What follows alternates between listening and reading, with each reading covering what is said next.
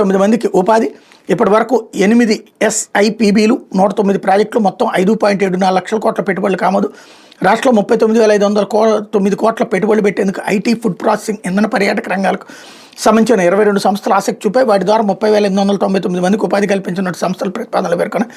రాష్ట్ర పెట్టుబడుల ప్రోత్సాహక మండలి 8వ సమావేశం ఉండవల్లిలోని సీఎం క్యాంప్ కార్యాలయంలో గురువారం జరిగింది.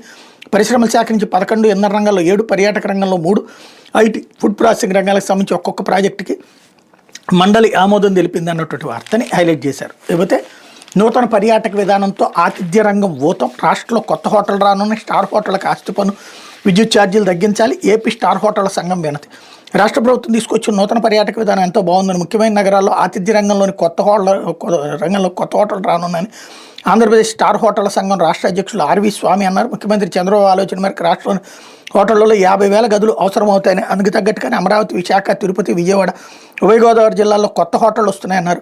ఒక్క అమరావతిలోని 17 అందుబాటులోకి రానున్నాయని తెలిపారు. గురువారం విశాఖ అసోసియేషన్ కీలక సమావేశం నిర్వహించారు. స్వామి మాట్లాడుతూ కొత్త హోటళ్లకు రాయితీలు ఇస్తున్న తరహాలో పాత హోటళ్లకు కూడా ఇవ్వాలని కోరారు. స్టార్ హోటల్ నిర్వహణలో ఇబ్బందుల అభివృద్ధికి పలు సూచనలు, సలహాలు ప్రభుత్వం దృష్టికి తీసుకెళ్ళడానికి ఈ సంఘాన్ని నెల కిందట ప్రారంభించామన్నట్టు చెప్పారన్నటువంటి వార్తని